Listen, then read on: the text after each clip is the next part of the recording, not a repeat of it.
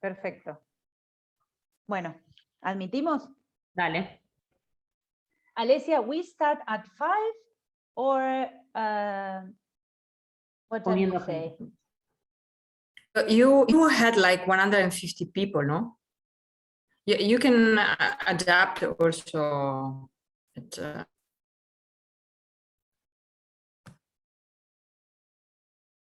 Okay, yes.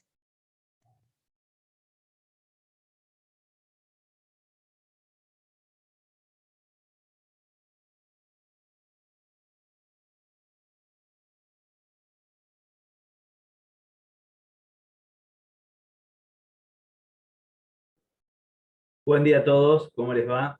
¿Todo bien?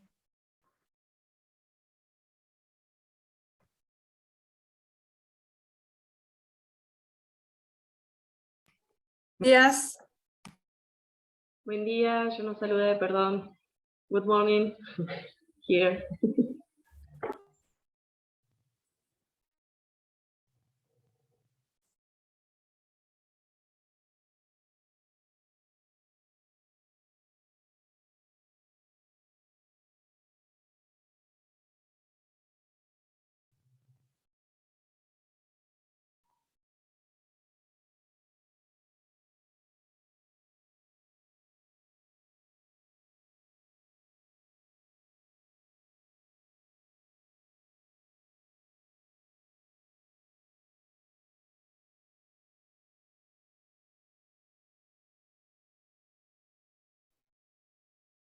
Bueno, buenos días, ¿cómo les va?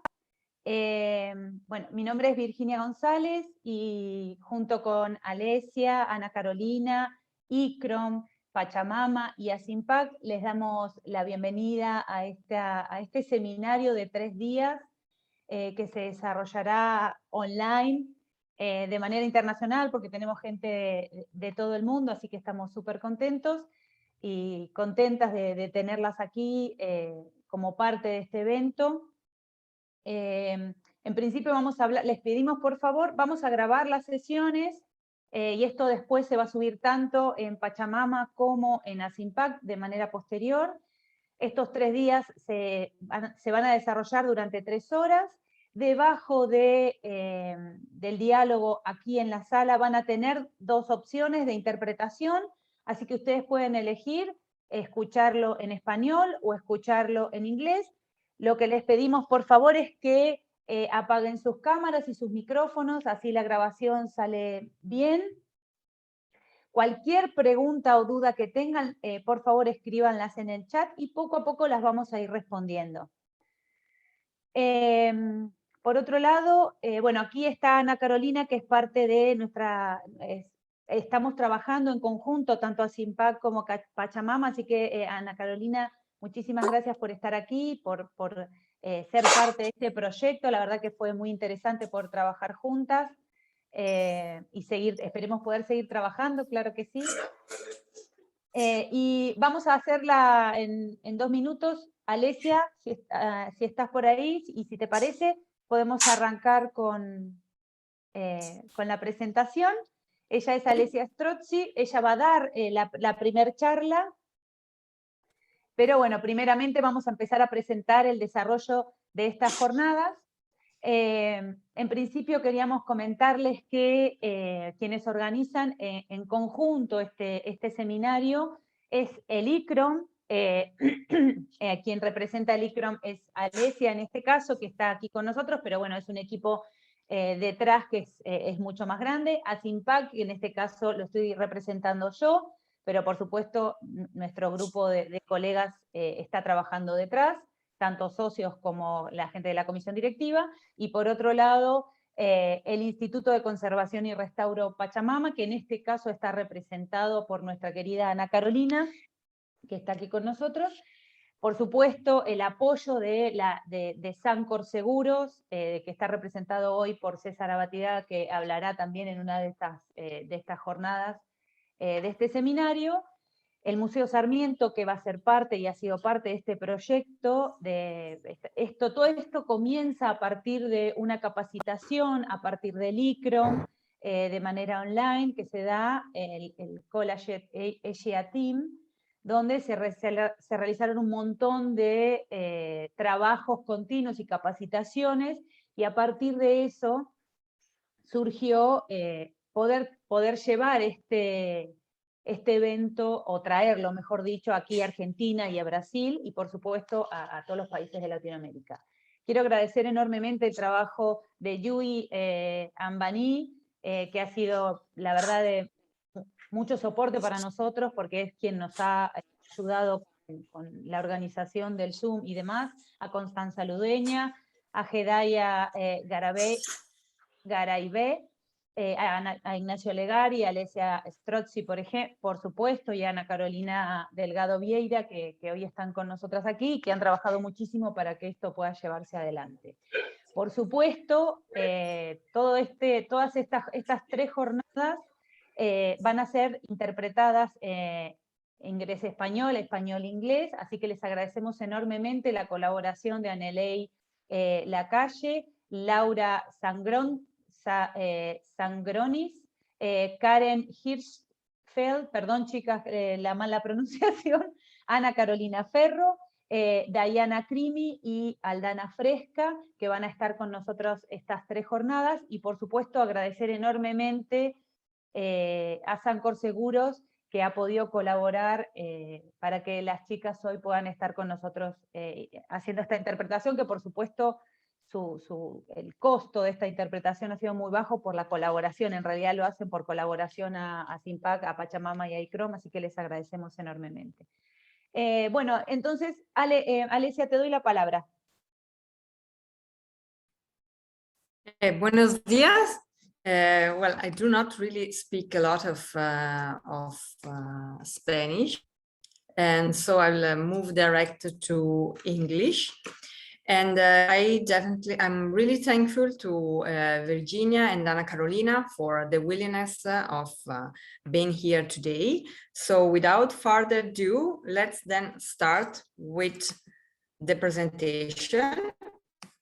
Can you see my screen? Sí. Yes. Oh, okay, perfect. So let me then start.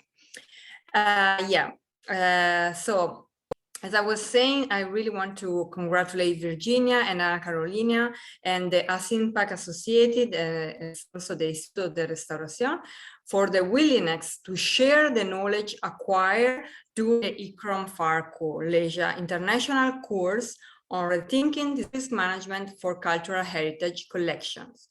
And also to thank you, all of you, that you are decided to attend this seminar, for being here today and the upcoming days to work together and to spread the knowledge that we are going to share. As Virginia was saying, the aim of this seminar is to raise awareness on the topic of disaster and risk management, and to share the main concepts which belong to this subject, such as risk, hazards, and so on. To achieve these goals, we need to use the same dictionary in order to understand each other. And later on, I will also move a little bit on what is a disaster risk management plan. But this is part of a general overview of the entire seminar, let's say. So, as I was saying, we need to talk not the same language, because this is an example where we do not speak the same language, but we need to have the same dictionary. We need to give the same meaning, the same words. And so let's now start from the title of the seminar, and let's focus on the first part, disaster risk management.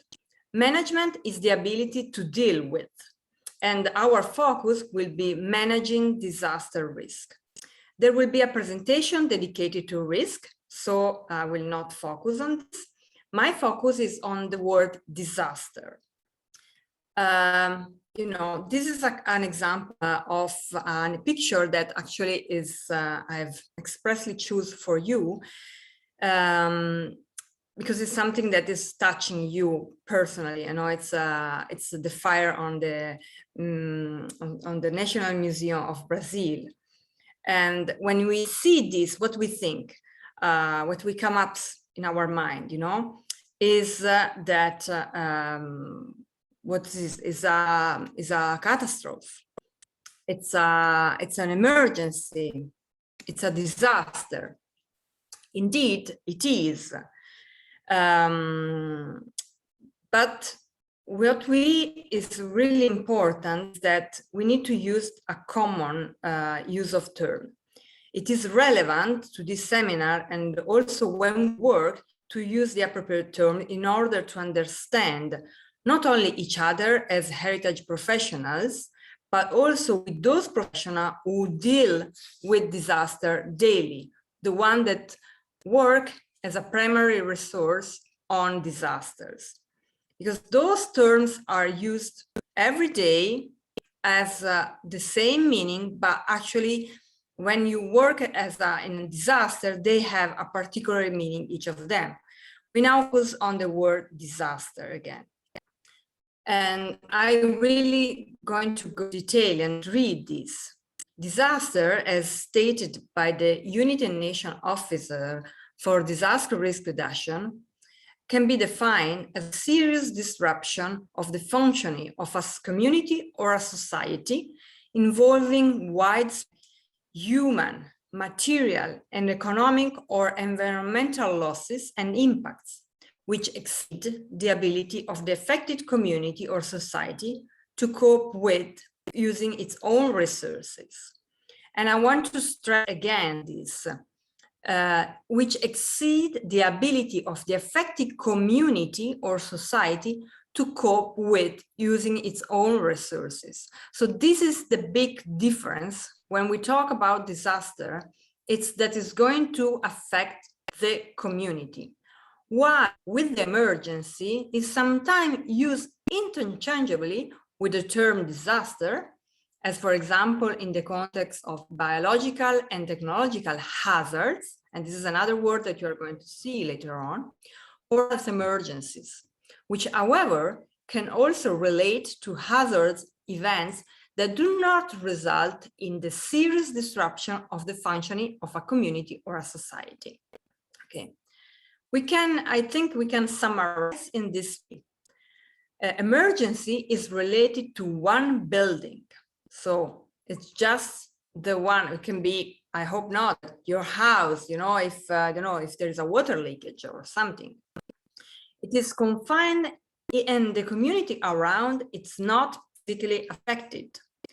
I have no doubt that for entire nation, also from a psychology point of view, the fire on the National Museum of Brazil has been a huge, not only an emergency itself, but had been a greater impact. But when we use the word, we can say that those has been a huge fire emergency, because the people were eventually, like us, we were psychologically affected. But correct me if I'm wrong, no one from the community around has lost a house or has lost something, really has lost the museum, the value of the museum, which is no doubt, but the effect, it didn't spread. While disaster they have this particular wider spread effect that is going to affect the entire community or that area. One example, always on fire, can be the Kobe city in Japan in 1995, after a huge earthquake. The secondary hazard, the fire, burned to ashes the entire city.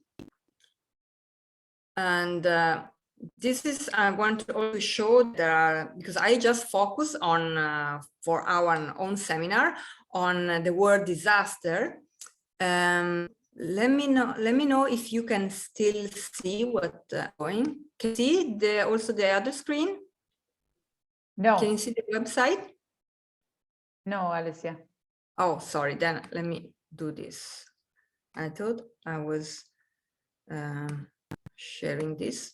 So what I want to show you is the United Nations Disaster Risk Reduction Office which is dedicated to the disaster risk reduction, which is a theme that you're going to have in a later on presentation. What I want to share with you, which I think is really important, is the terminology, which is a dictionary, where you can see all the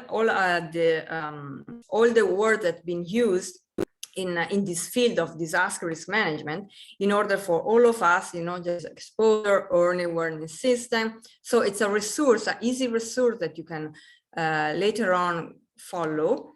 And as you can see here in disaster, I have taken the definition from here, and there is a definition of emergency.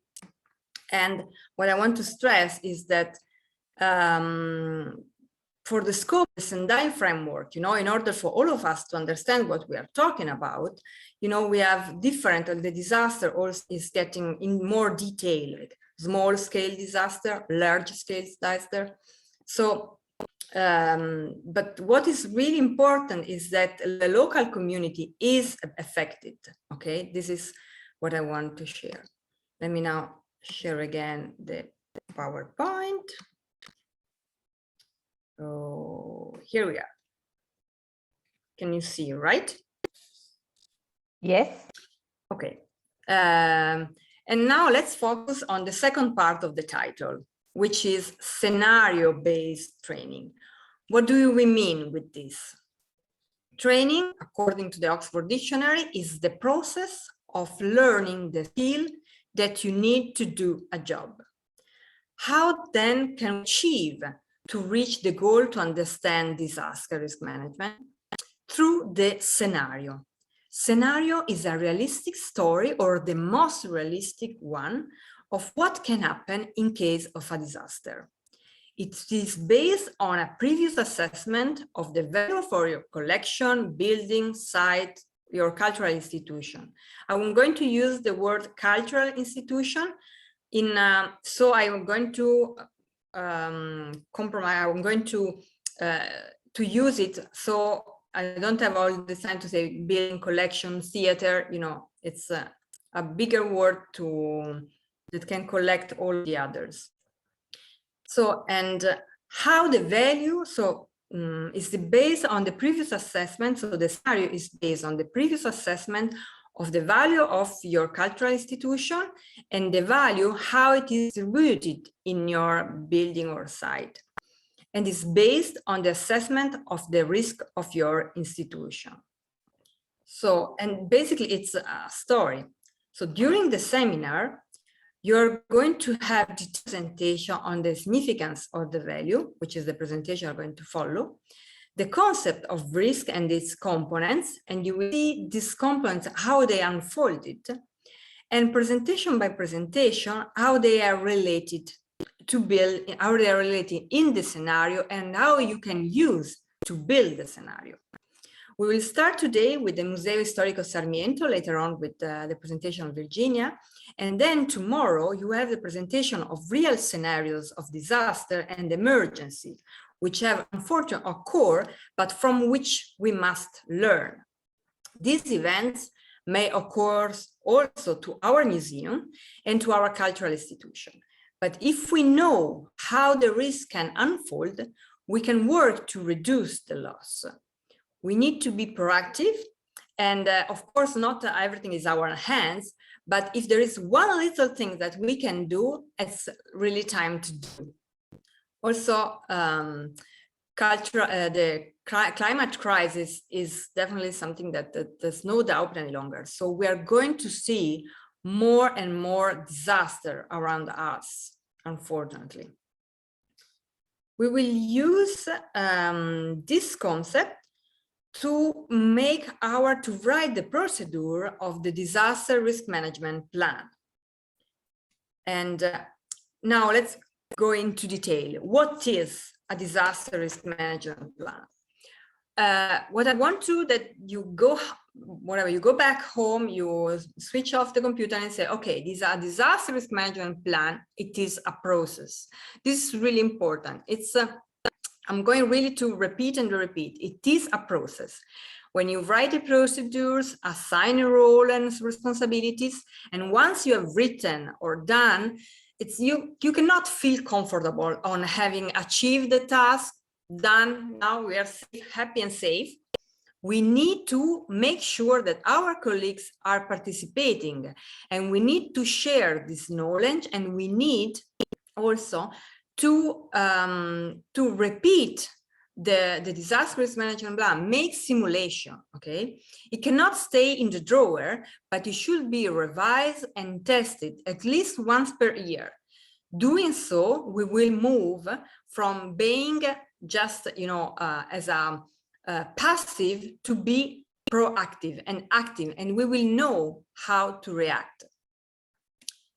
Because we need to move from what we are now today, that we are our heritage professional, we are really beautiful in our diversities, in our different skills and capacities. But in case of disasters, we need to understand how the disaster professional work, and we need to switch, really, and we need to switch our normal day to understand this is a disaster, we need to move, we need to behave in a different way. And who knows, we need to know what to do, how the roles and responsibility have been previously assigned, and everyone, really everyone part of the museum, the cultural institution, should know the procedure.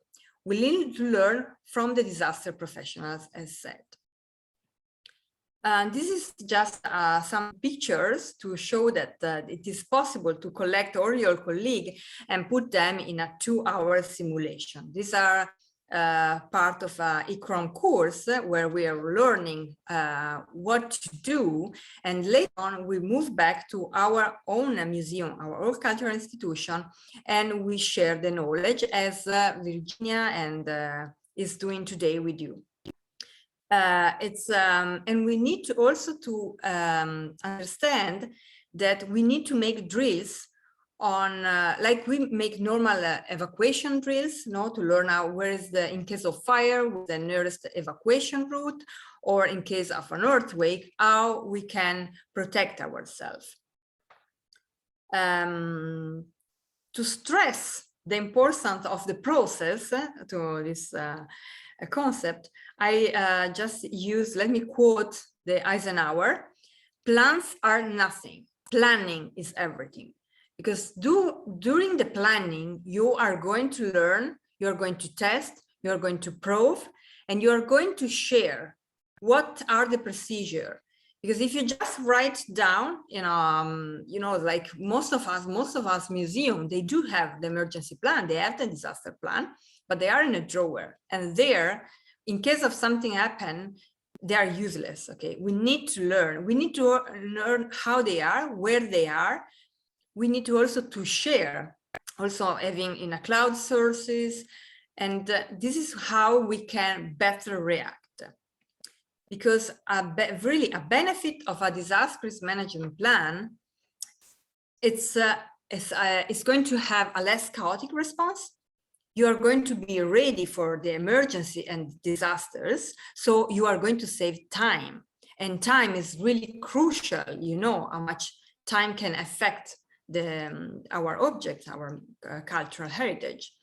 We then can improve the salvage efforts, improve the recovery, so we shorten the time needed to bounce back.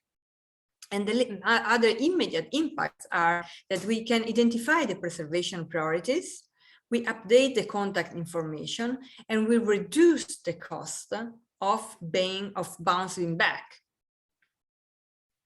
The disaster, and I want just to be sure that it's clear, the disaster risk management plan is a process. So we could even say that is a disaster risk management planning, which requires us to understand also how the civil protection works and how, once the humanitarian aspect is over, they might help.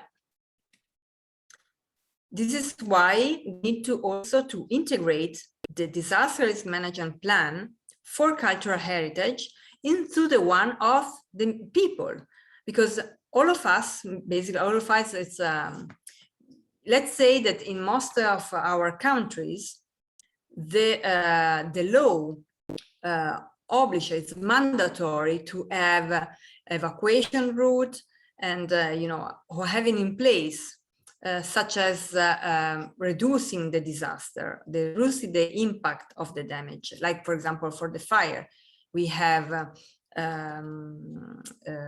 what's it called? Fire extinguishers, and we have all of this material that is going to reduce the impact of the fire.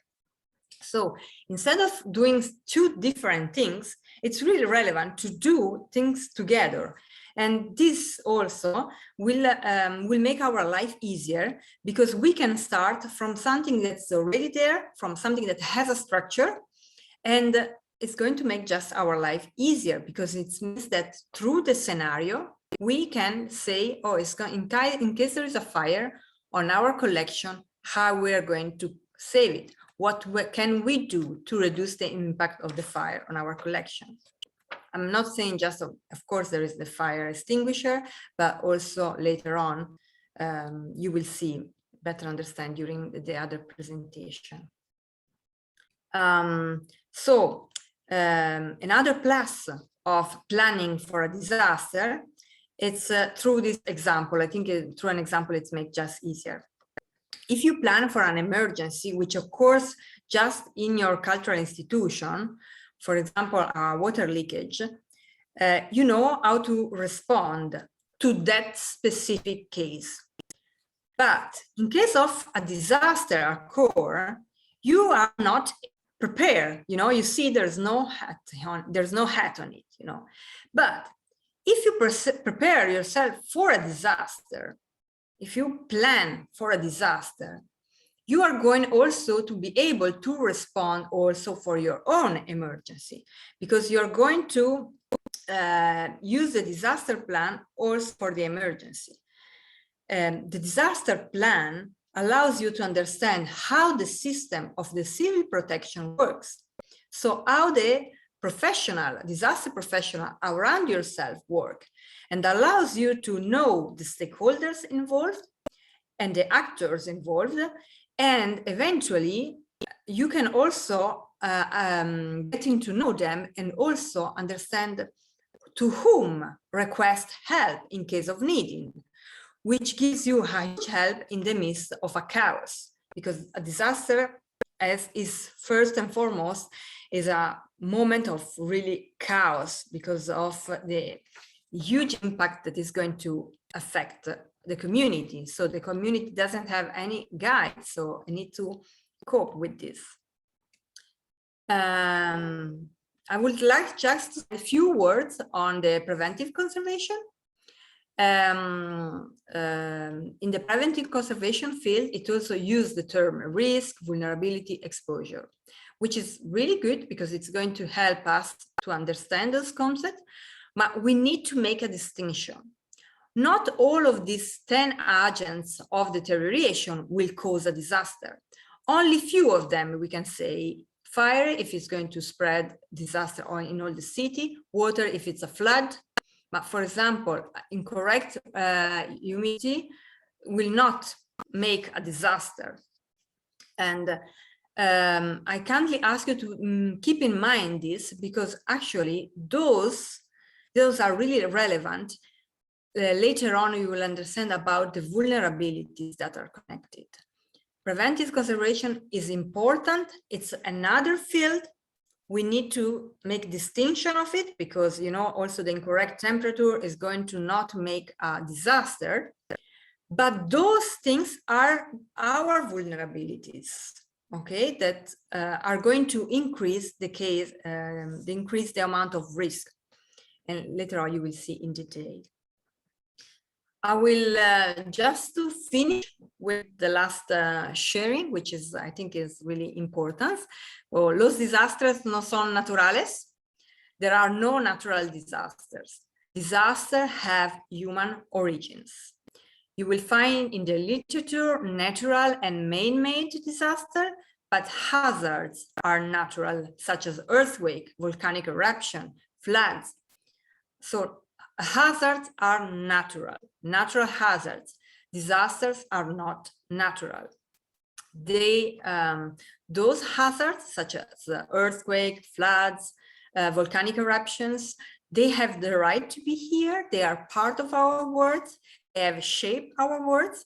And just to understand this, we need to switch, and we need to change to use the word natural disasters, because when we understand that disasters are not natural, it means that we take responsibility on what we do.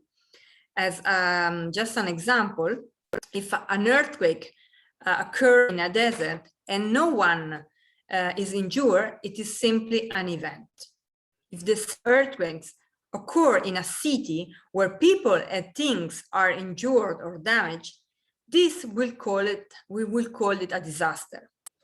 So if we think to Chile, for example, we know that there are very strict building code, and for this reason, earthquakes do not cause damages.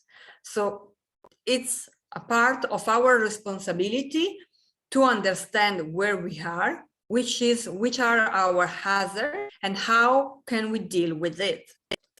Having said this, I thank you all for your attention, and I hope it was clear. If you have a question, please do so. And I think we are really ready and warm up for the next presentation. Over to Virginia. Thank you.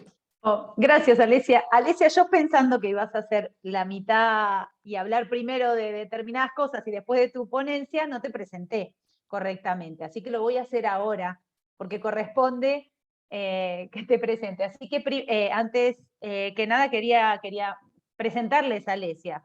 Alesia es mentora y profesora de este programa, Far Collegia from ICROM, y como responsable de conservación del Ministerio de Cultura italiano, también es responsable del área de educación e investigación. Antes de ello, ella trabajó como consultora en el ICROM para proyectos, por ejemplo, de libros antiguos y la Biblioteca Gersitiana del Instituto Max Planck en Roma. Además, es máster en conservación de papel y de libros y estudió Derecho Internacional Europeo de Desastres. Formó parte de una investigación sobre protección civil italiana en nombre de la Federación Internacional. Además, es voluntaria de la Cruz Roja desde el año 2001, donde participó en ejercicios de protección civil y ayudó a personas en emergencia. Y además, en el ámbito de las emergencias, participó en el EQ de Emilia y el EQ de Italia Central en la recuperación del patrimonio cultural afectado. Así que, bueno, al revés, pero muchísimas gracias, Ale. Bueno, y antes de pasar a Depacci, queríamos sumar, sí, es verdad, aplausos, aunque sea virtual. Queríamos sumar y llevar adelante una mini encuesta que les vamos a hacer ahora. Lo que les vamos a pedir es que bueno, puedan contestarla ahora para tener alguna, digamos, una estadística de qué sucede en cada institución. Les pedimos que por favor contesten dentro de estos, les vamos a dar unos un minuto para que puedan contestar y que nos permita entonces tener una estadística. Eso después lo vamos a compartir, pero bueno, ya que somos de varios lugares y varias instituciones, nos serviría poder tener estos datos. Así que nos quedan 30 segundos, tienen que contestar todas si es posible, y luego de eso les mostramos los resultados. Solo 15 segundos más.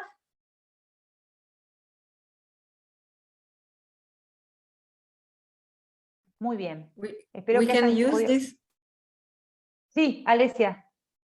I don't know if you want to give some minutes more. Okay, perfecto. That Todavía there is, siguen contentando. Yeah, I know that there is just a question from Ortigosa Walter. What happened Notre Dame of Paris? This was an emergency. It was because it was not the entire city that had not the entire Paris was on fire, but just the Notre Dame. I don't know if this was the question. Perfecto, creo que ya estaría, ¿no? Bueno, vamos a cerrar la encuesta. Muchas gracias. Les Ahora les voy a mostrar los resultados. Igual esto después va a quedar.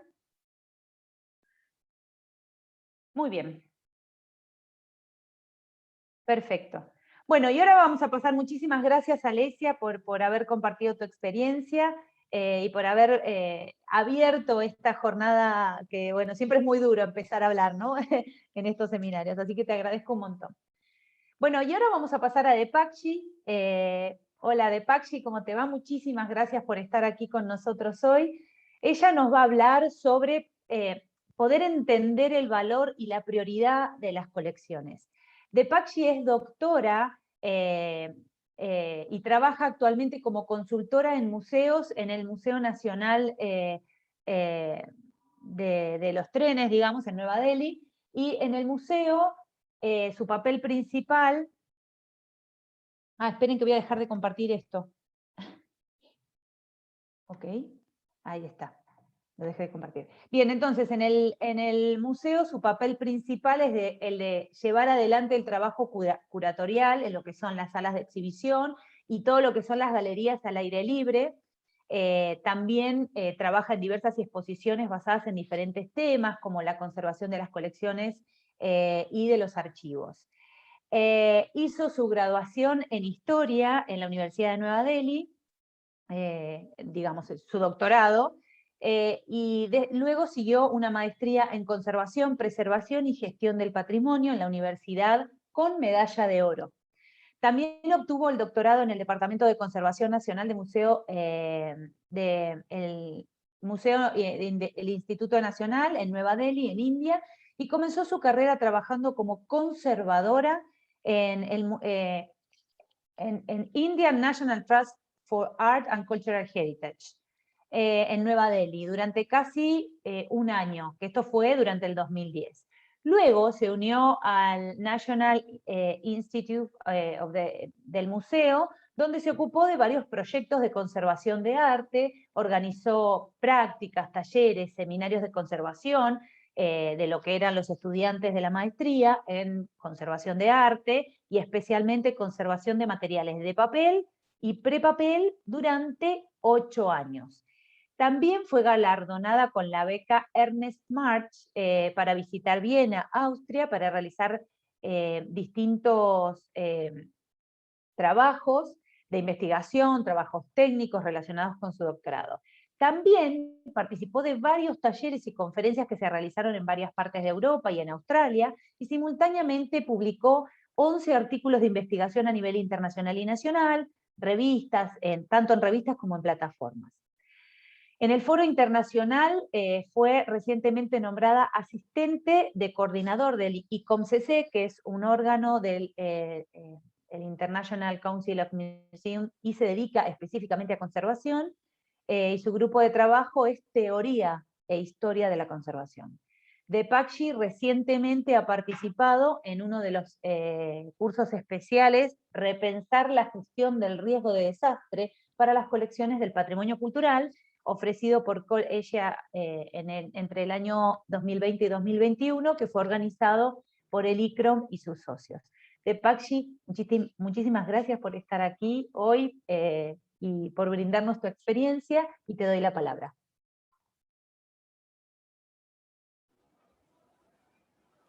Thank you so much, Virginia, and I'm so sorry for for such long introduction. I couldn't realize I should have given you just 3 lines, and just that would be enough for me to be there. So hello everyone, and I'm very happy to be a part of this seminar. So I'll just share my screen first. Can you all see this? Yes. Okay, thank you. So, okay, so Alicia, our mentor, has already shared that, what is DRM, what is the, idea of disaster risk management. But then if you're talking about, this whole concept, it's like a staircase. When we, climb a staircase, we cannot just jump from 1 to 10. We have to go one by one. So every step is like, every presentation is like a step towards that goal. So this this presentation, understanding the value, and then prioritizing the collection is like, understanding that is the first step to the DRM plan. Okay, so I'll give you an example of, this value thing. When I was doing this, while we were doing our ICROM Farcolesia course, I kind of relate this with a concept of going to a shopping. So, when you go to a shop, when you decide, you just cannot go randomly and start shopping. But then when you go to a shop, you have a motive. Okay, for example, if I have to go to a shop, I decide to buy a dress. If I have to buy a dress, I have to understand that, until unless you are very fond of window shopping, it's just a different concept altogether. But when you go for a shopping, it's like, for example, if I have to go and shop for a marriage, so then my criteria changes. If I have to go and shop for a party, my criteria will definitely changes. So somewhere I think that understanding the value is like that. You have to understand the value of the collection, because as curator, as a conservator, or the people who are sitting in this seminar, everybody is a part of, museum fraternity. So you must be dealing with the collection part. But then understanding the value is what is the first and foremost thing to understand. So, okay. This is a normal looking stone. If you can just see it, I mean, if I see it as it is just like a stone. There's no importance, there's no significance. It's just a stone lying on a floor. Nothing. It just, the only thing which we can is it's in black in color. But then if this stone gets into a building, if it becomes a part of a building, or a building like temple, church, mosque, anything which is a spiritual, the value will definitely increases. So it all depends that, the factors will define the value. So one factor can be spiritual factor to define the value of a collection. This one, I mean, if you can see on the left, these are the paintings, and on the right side, these are the sculptures, then the uniforms, dresses of, so all these collection will show and demonstrate the historical importance of such and such era, which it belongs to. So here, the keyword is historical. Again, the factor is historical. So after spiritual, the other thing which can raise a value of a collection is historical. Then if you can see the beautiful vases, the potteries, the decorative art on the wall, this will definitely signify the craftsmanship of the artist who has designed this, who have done the work. So again, the keyword is craftsmanship. The craftsmanship factor will increase the value. So this is another factor. If you see on the right side, everybody knows this is a Mona Lisa painting. So Mona Lisa, you've seen the one piece only, but there are many duplicates. There are many, I'm sure you must have seen a lot of emojis on Facebook, on social media of Mona Lisa, but the fact will always remain the same, that the Mona Lisa is only one. So if it is one, that means it is unique in nature. It is aesthetic. So somehow, again, another factor comes in is unique. So value is the core of heritage. The way we think and live as a society is captured in our collection. For example, for me, like, for example, this ring for me is like something which is being carried down from my grandmother's time. So for me, it has got a lot of sentiments attached. So it is being, carried from one generation to the other, and now it is with me. For me, it has got a lot of sentiments. But for other people, for people like you, it might be just normal ring. So likewise, I mean, for you, maybe one thing is very, very, dear to you, the collection may be very dear to me. For me, it is not. So this is how the reciprocation happens. The way we think and live as a society is captured in our collection. What we think, how we live, is always captured in our collection. So it is heritage because we value it. However, there can be many reasons for, valuing or not valuing certain things. It all depends on our personal bias. Somewhere down the line, it just works. Different types of value, as I just shared, that, it may be historical, technological, association, spiritual, craftsmanship, aesthetic, anything. But these are all the factors which can play as as defining a value. But again, value changes over time. Today, what we think, what we value, maybe in another 100 years, it might change. So it always changes over time. It is intergenerational, as I just said. So value depends on who is assessing. If I am assessing, then of course the value changes. If you're assessing or the other person is assessing, the value changes. So this is how the value works. I'll again, just give you a brief. Spiritual, we've already discussed. Historical factor, unique factor, maybe some technological factor, craftsmanship factor. This association factor can be anything. For example, if I see a vase, a beautiful vase in a documentary, talking about how it has been excavated or something like that.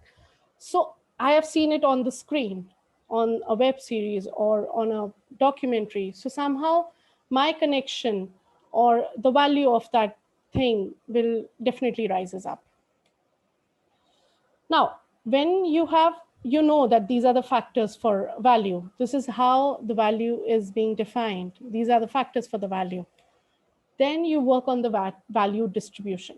Because in my museum, for example, there are 10 galleries. So 10 galleries have 100 collections.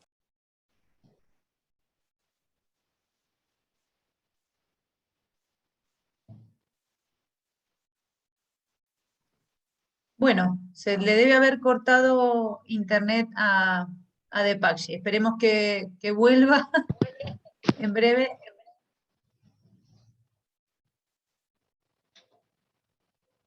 Bueno, esperamos 5 minutos. Si no puede sumarse nuevamente, podemos seguir con Ripoll. Sí. Debe haber tenido un inconveniente técnico. Yeah, I think it's a part of this. Yes. This seminar. Yes. I don't know if Ripoll is here. Yes. Maybe he can start. Yes, Virginia, I'm here. Oh, hello. Hi. Okay. Hi. Hello, how are you? I'm good, I'm good. Perfecto. Constanza, ¿estás por ahí? ¿Así lo podés presentar? Te vamos a... Okay. You can start. Okay. Constanza, are you there? Okay. No te preocupes, voy a presentarte yo. Ah, dale. No, dale, si estás ahí. No, ya dijiste que ibas vos, ahora seguí tranquila. Ok, bueno. Bueno, Ripoll va a hablar sobre poder entender el riesgo y los componentes del riesgo y además este camino que lleva a este proceso de riesgo. Ripoll es un científico informático de corazón y un profesional de la gestión de riesgos de desastre. Prefiere llamarse a sí mismo en parte académico y en parte participante. Después de una maestría en mitigación y gestión de desastres y un doctorado en el Instituto Indio de Tecnología Rocky, actualmente trabaja en el gobierno de Gujarat, en el Instituto de Manejo de Desastres de Gujarat, como científico de investigación y gerente de programas. Tiene el cargo adicional de oficial de investigación del Centro de Manejo de Desastres de la SAARC con el gobierno de la India. Es profesor visitante en diferentes universidades, como NIPER-AR, GSFCU, y está asociado, como joven científico, a la investigación integrada sobre riesgos de desastres. que es una plataforma de investigación interdisciplinaria del Consejo Científico Internacional y la Oficina de las Naciones Unidas para la Reducción de Riesgos de Desastre.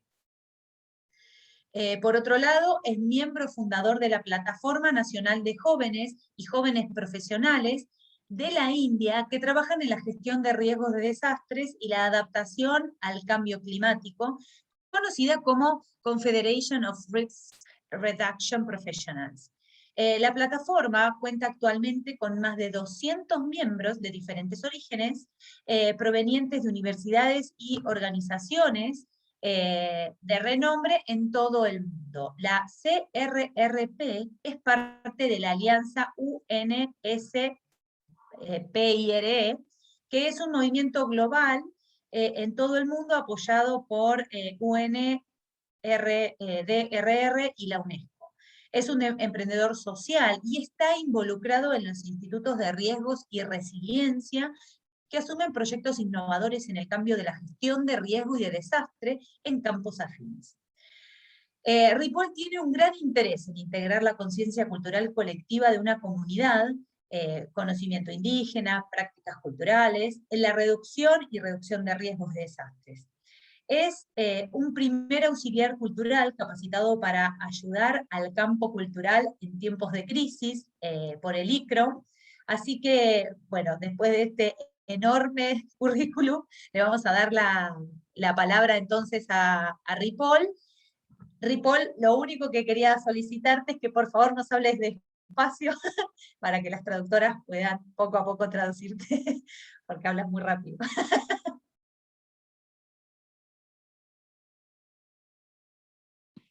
Bueno, bienvenido, muchas gracias y te doy la palabra. Good evening, everyone.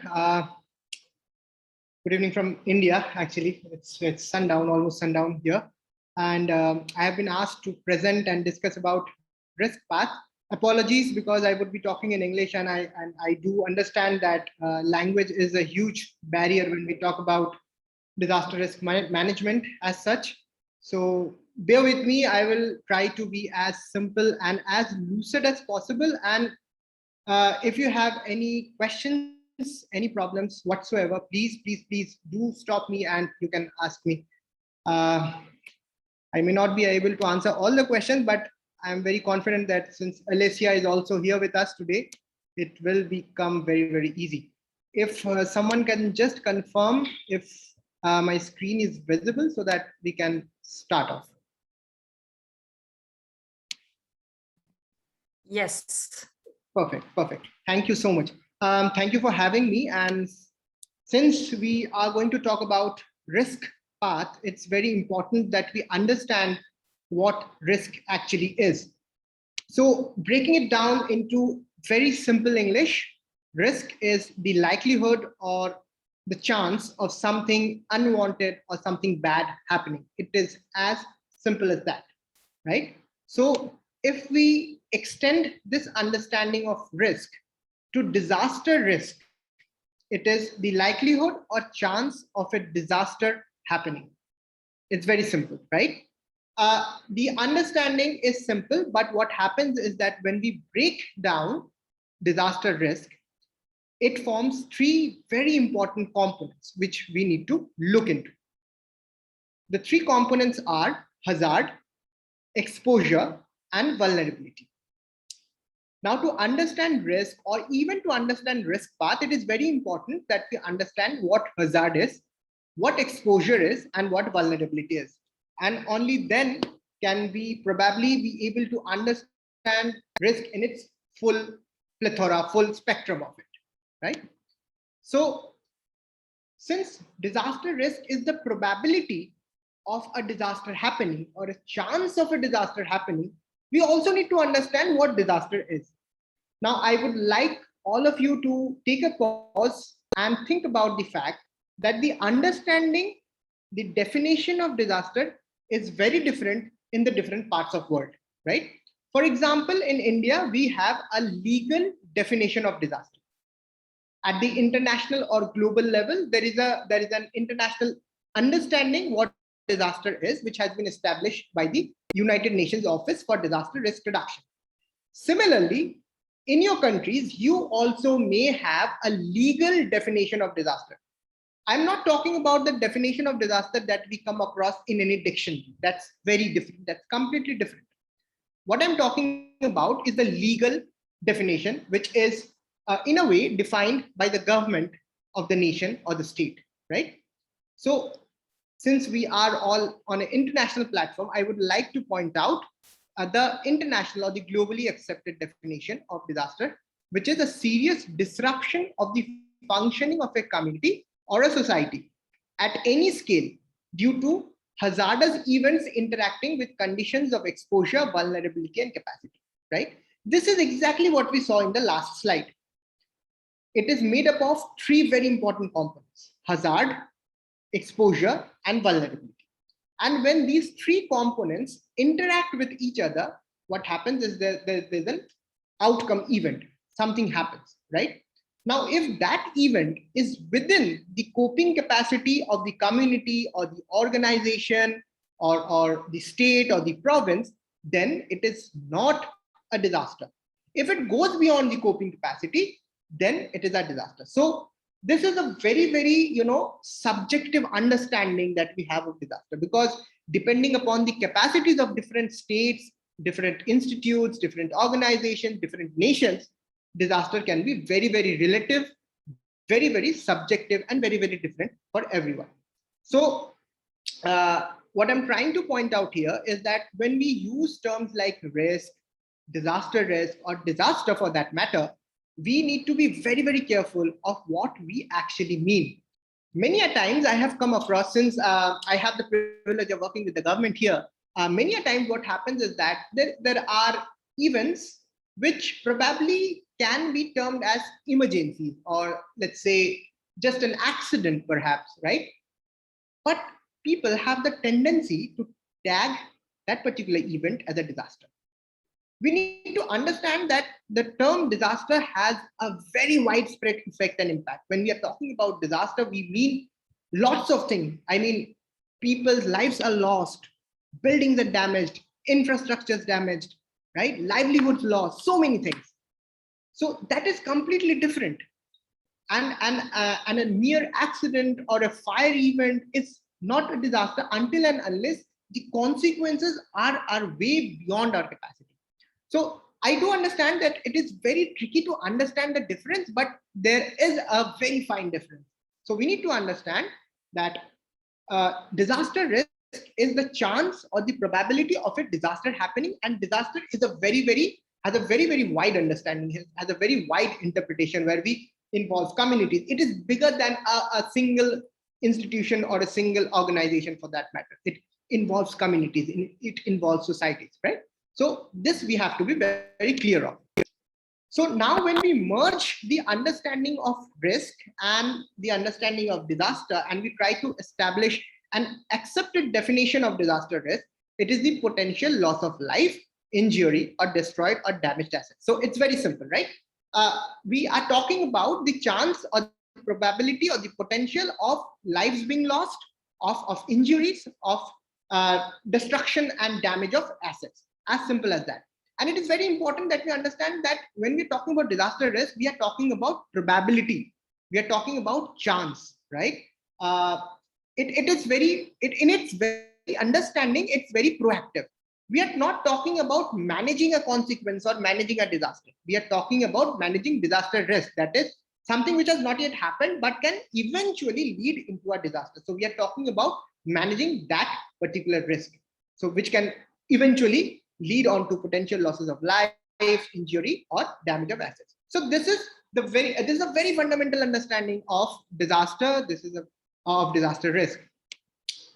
Now that we have understood this, we need to understand that since we are talking about understanding of disaster risk being proactive, that is something which has not yet happened. The disaster is yet to kind of translate it, right?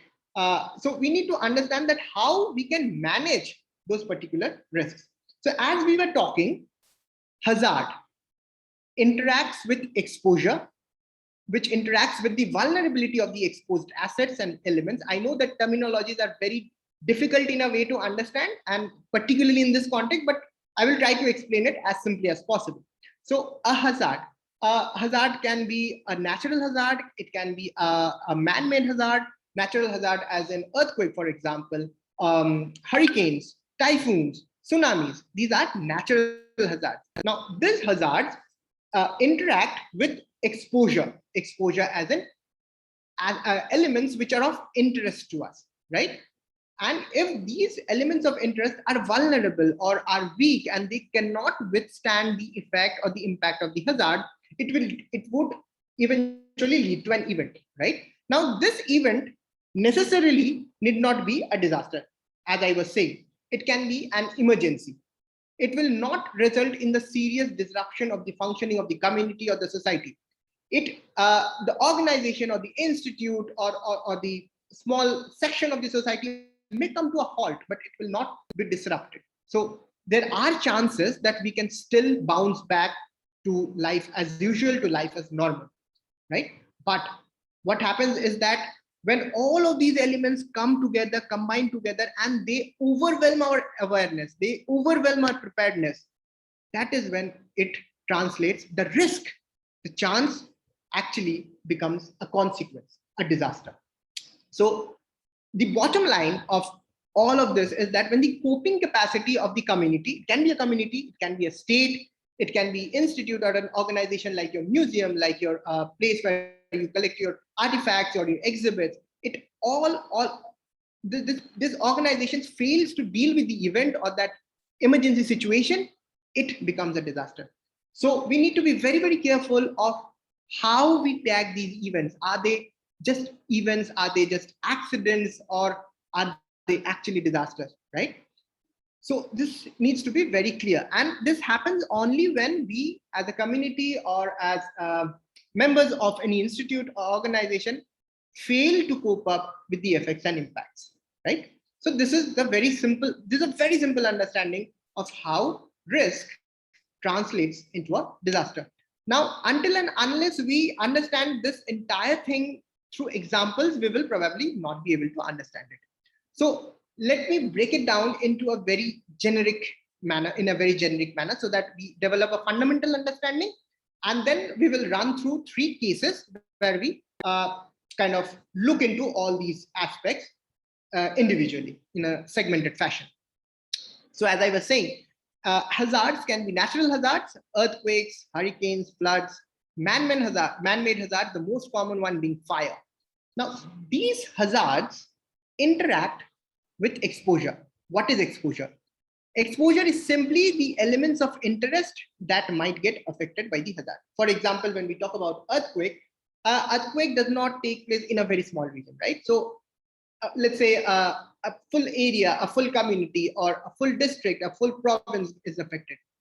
So all the buildings there, all the infrastructure that's there, all the people, all the communities that they are there, they are the ones who are exposed to the hazard, which is earthquake in this case. For example, if the hazard is fire, the exposure becomes very different.